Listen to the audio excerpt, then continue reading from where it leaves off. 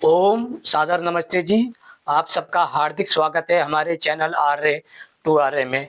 आइए हम अपनी वैदिक कक्षा का फिर से आरंभ करते हैं और आज का हमारा विषय रहेगा, क्या आर्य समाजी मानवतावादी होते हैं। यहाँ पर हमने क्वेश्चन मार्क लगाया है। क्या आर्य समाजी लोग जो होते हैं वह मानवतावादी होते हैं। जब यह प्रश्न किया जाता है समाज में कि मानवतावाद क्या है, तो बहुत से लोग अलग अलग प्रकार से अपने अपनी मानवतावाद की व्याख्या करते हैं। हिंदू लोग अपने प्रकार से करते हैं, मुस्लिम अपने प्रकार से, ईसाई अपने प्रकार से, बौद्ध जैन अपने प्रकार से और सिख अपने प्रकार से। किंतु सभी लोग अपने अपनी आस्था को सर्वोपरि मानकर ही मानवता की परिभाषा तय करते हैं। ऐसा नहीं है कि कोई परिभाषा उनके आस्था के विरुद्ध जा रही हो तो वह उसको मांसाहार को भी या अन्याय को भी मानवता के विरुद्ध में रख दे।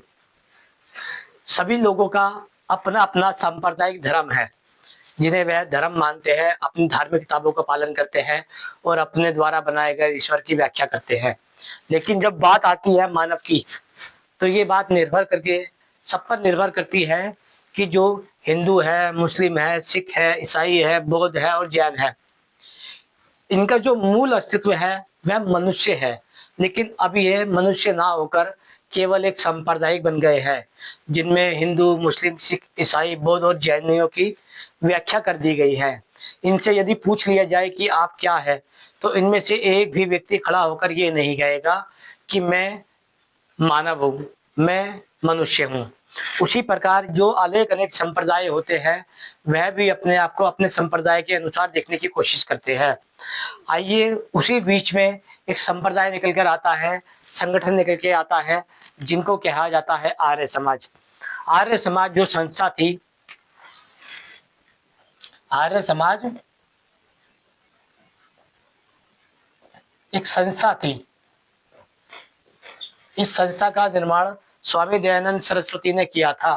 इसका मुख्य उद्देश्य ये था कि जो समाज में हो रहे न्याय, अन्याय, धर्म, अधर्म, उचित, अनुचित, भक्षे, अभक्षे, इन सब पे निर्णय करे और इन सबको समाज में व्यवहारिक करके बताए कि ये धर्म होता है और ये अधर्म होता है, ये न्याय होता है और ये न्याय होता है, ये मानवता होती है और ये दानवता होती है, ये भक्ष्य होता है, ये अभक्ष्य होता है, ये दानवता है और ये दुष्टता है।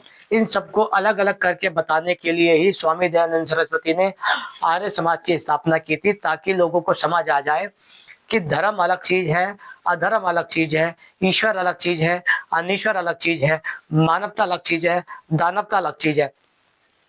लेकिन पिछले जब हम 150 वर्षों की आर्य समाज का इतिहास पढ़ते हैं, तो लगता है कि शुरू के 50 सालों में तो ये कार्य हुआ है, लेकिन पिछले 100 सालों में ये कार्य रुक गया है। लगभग स्वामी श्रद्धानंद की मृत्यु की काल 1923 से लेकर 1927 के आसपास बताई जाती है। वहां से लेके आज 2025 चल रहा है। इस कार्य को गति मिलनी चाहिए थी। गति क्या, इस कार्य को इतनी गति मिलनी चाहिए थी क्योंकि ये संगठन संख्या के रूप में धीरे धीरे बढ़ा है, लेकिन विचारों के रूप में ये धीरे धीरे घटा है।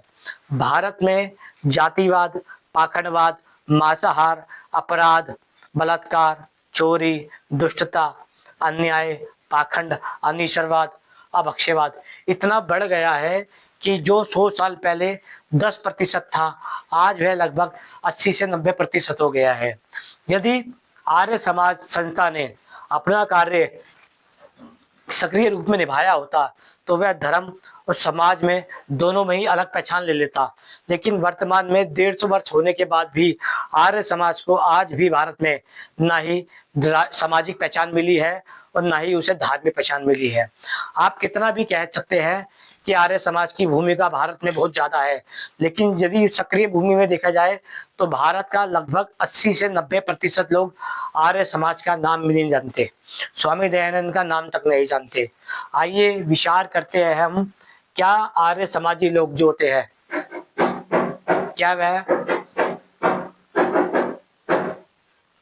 क्या वह मानवतावादी होते हैं। जब हम इस शब्द को आगे समझते हैं तो हमारे मन में बहुत से विचार आते हैं कि आखिर मुख्यकार हमने मानवता की परिभाषा क्या ले रखी है। जब हम कहते हैं क्या आर्य समाजी मानवतावादी होते हैं, तो यहाँ पर उत्तर आता है आप पर निर्भर करता है आप मानवता की क्या परिभाषा मानते हैं। यानी कि आप मानवता की परिभाषा क्या मानते हैं, इस पर निर्भर करता है कि आप मानवतावादी है या नहीं है। जैसे कि सत्य बोलना आर्य समाजी अधिकांश रूप में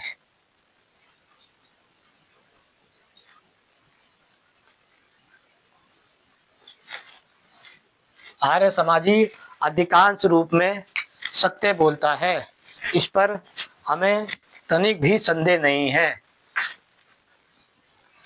अधिकांश आर्य समाजी न्याय करता है, इसलिए हमें इस पे तनिक भी संदेह नहीं है। अधिकांश आर्य समाजी मानव होता है, इस पर हमें तनिक भी संदेह नहीं है। अधिकांश आर्य समाजी सम्मान का भाव रखता है, इस पर हमें तनिक भी संदेह नहीं है।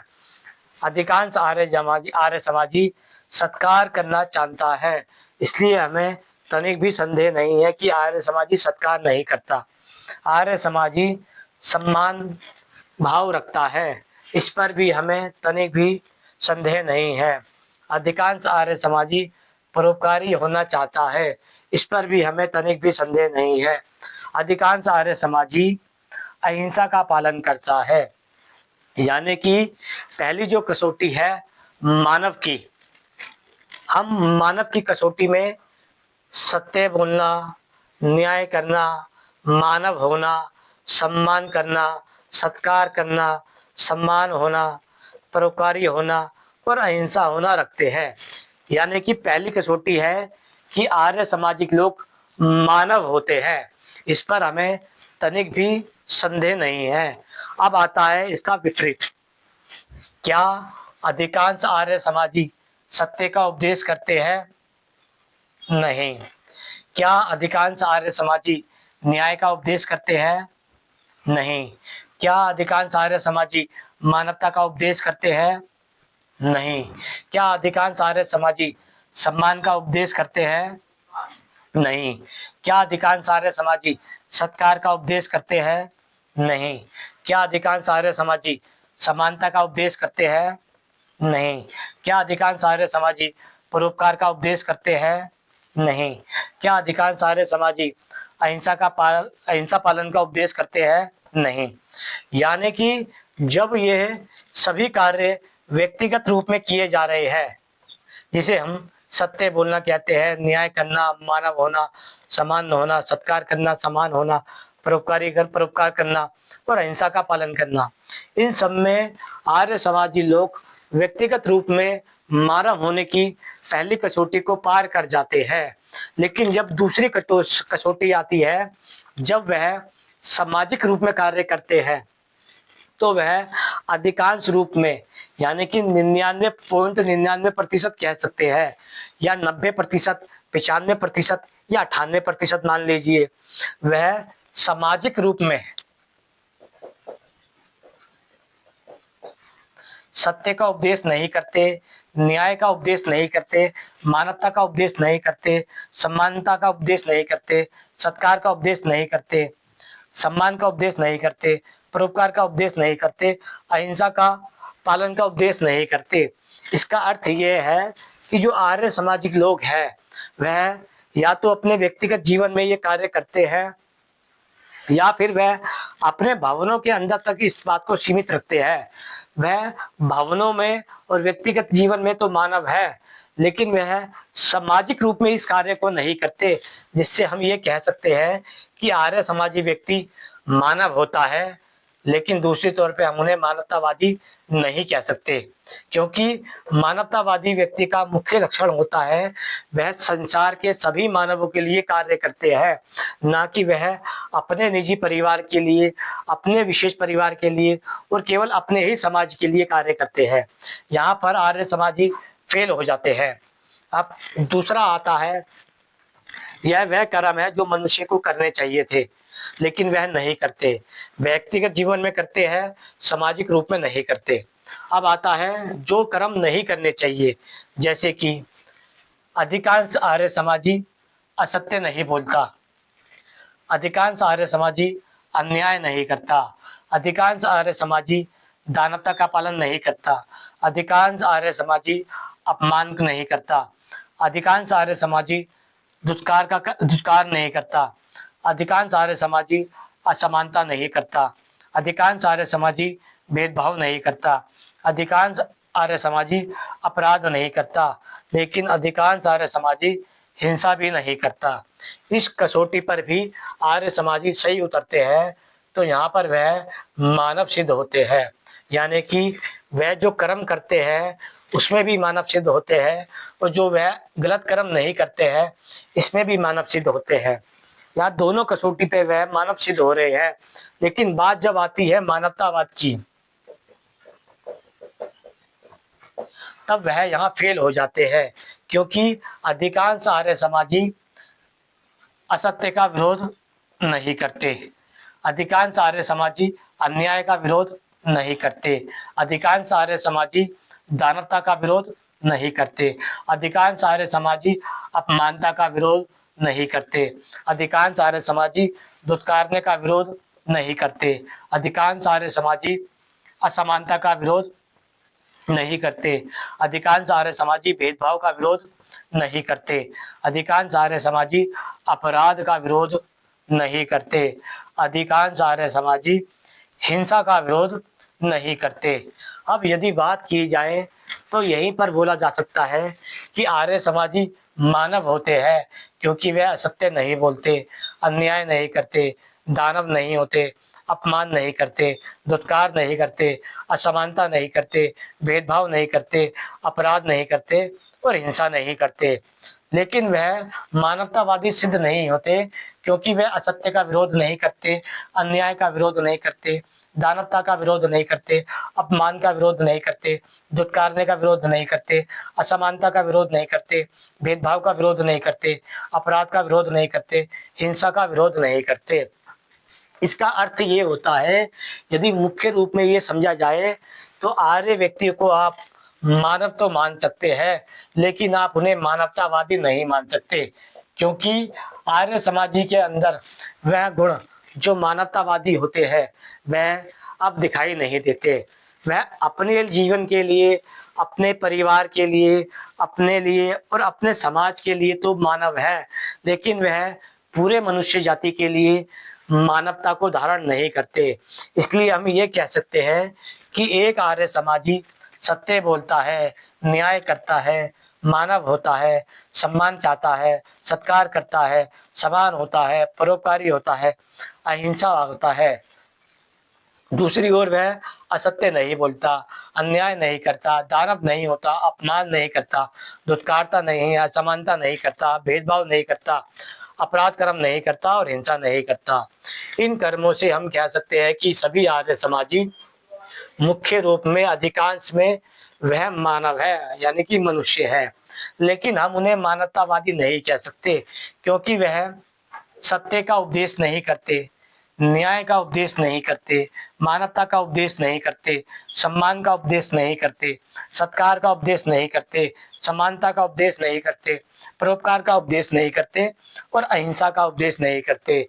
वह असत्य का विरोध नहीं करते, अन्याय का विरोध नहीं करते, दानवता का विरोध नहीं करते, अपमानता का विरोध नहीं करते, दुत्कारने का विरोध नहीं करते, असमानता का विरोध नहीं करते, भेदभाव का विरोध नहीं करते, अपराध कर्म का विरोध नहीं करते और हिंसा का विरोध नहीं करते।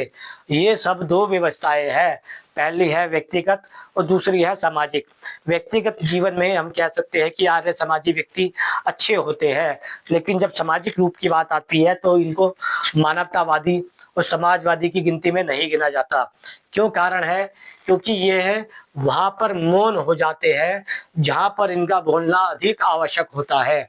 यदि आर्य समाज का पिछले 150 वर्ष का इतिहास देखा जाए तो आपको शुरू के आरंभिक हिस्सों में स्वामी दयानंद से लेके स्वामी श्रद्धानंद तक वहां पर आपको वह सामाजिक रूप में कार्य करते हुए दिखाई देंगे, जिनको हम मानवतावादी कह सकते हैं, क्योंकि वहां पर स्वामी दयानंद के द्वारा बताए गए नीति निर्देश को उन्होंने पूरी दृढ़ता के साथ पालन किया और उन्होंने ये स्थापित किया कि हम मानवतावादी हैं।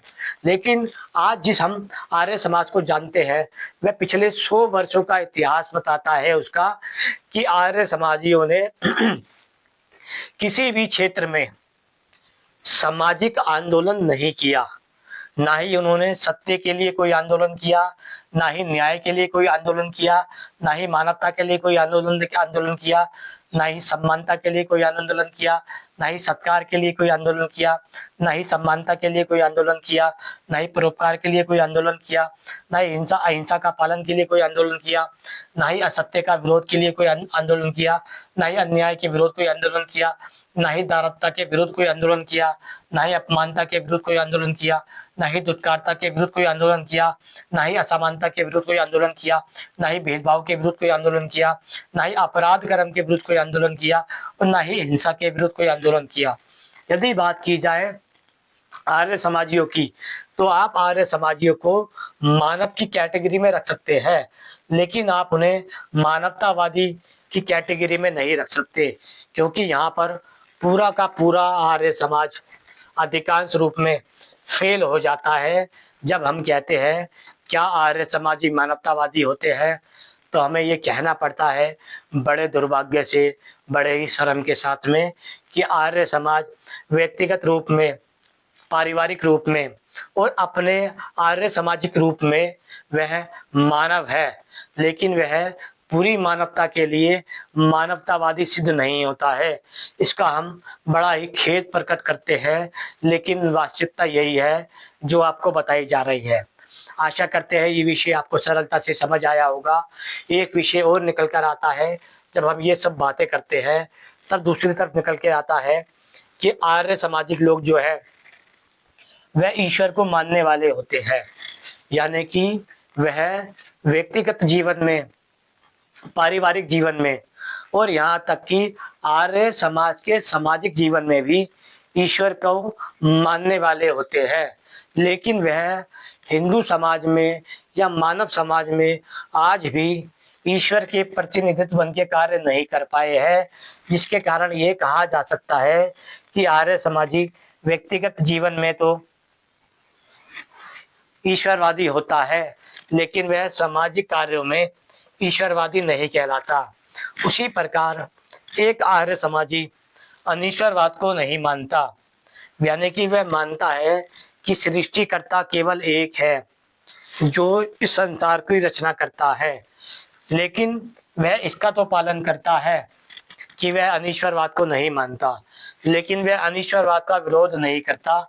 इसका अर्थ ये होता है कि वह उन सभी अनीश्वरवाद का गुप्त रूप से मौन समर्थन करता है जिसका उसे विरोध करना चाहिए था।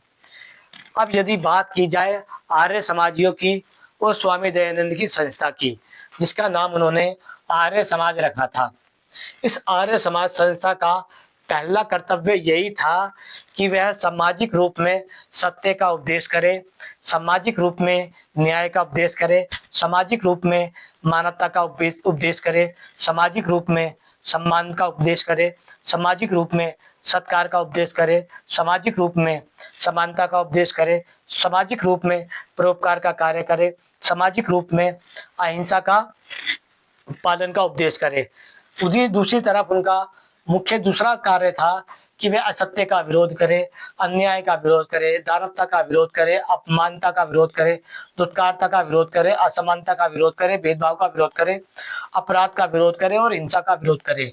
यानी कि स्वामी दयानंद सरस्वती ने जिस आर्य समाज की स्थापना की थी उसका मुख्य यही विषय था कि समाज में हो रहे सभी प्रकार के अपराध को, अन्याय को, अमानवीय व्यवहार को, अनीश्वरवाद को जड़ से उखाड़ के फेंका जा सके।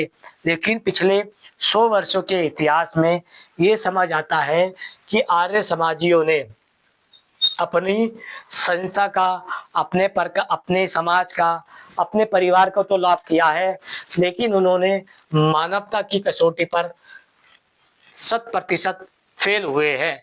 यहाँ तक कि ये कहा जा सकता है कि सभी आर्य समाजी मानवता की कसौटी में लगभग 99% फेल हो चुके हैं। यदि ये बात आपको समझ आती है कि आप क्या कर रहे हैं, तो मुझे लगता है ये विषय आपके लिए है। आपको ये समझना पड़ेगा, यदि आप व्यक्तिगत जीवन से निकलकर सामाजिक जीवन में नहीं उतरते हैं, तो आपका किया गया सभी कार्य आर्य समाज के लिए निष्फल है। अधिकांश रूप में जो लोग आर्य समाज को छोड़कर जाते हैं, तो उनका कार्य यही होता है, वह कहते हैं कि आर्य समाजी व्यक्तिगत जीवन में तो अच्छे हैं, लेकिन जब हम उन्हें सामाजिक रूप में देखते हैं तो वह निष्क्रिय रहते हैं, जिसके कारण वह इससे आहत होते हैं और आर्य समाज की संस्था को छोड़ के चले जाते हैं। ये घटनाएं पिछले 100 वर्षों से लगातार चल रही है। कई लोगों ने आर्य समाज को छोड़ा है और उनका कारण यही है कि वह ये मानते हैं कि आर्य समाज सामाजिक रूप में सदा ही फेल होता आया है। इसका कारण क्या है? क्योंकि हमने ये बात स्वीकार करनी छोड़ दी है कि स्वामी दयानंद सरस्वती ने आर्य समाज की स्थापना किस उद्देश्य से और किस कार्य के लिए की थी। यदि आप ईश्वर को मानते हो और साथ में अनीश्वरवाद का विरोध नहीं करते, तो आपने दोनों का ही संतुलन बना रखा है। इसका अर्थ ये होता है कि आपको ईश्वरवाद का मानने का अधिकार तभी है जब आप अनीश्वरवाद का भी खंडन कर सके। यदि आप अनीश्वरवाद का खंडन नहीं करते, तो आप पूरे मानव जाति को अनीश्वरवाद में डालना चाहते हैं और अपना व्यक्तिगत लाभ के लिए आप ईश्वर को मानना चाहते हैं। यदि आपको ये विषय समझ आ गया होगा, तो मुझे लगता है मेरा वीडियो बनाने का उद्देश्य पूर्ण हो जाएगा। ओम नमस्ते जी।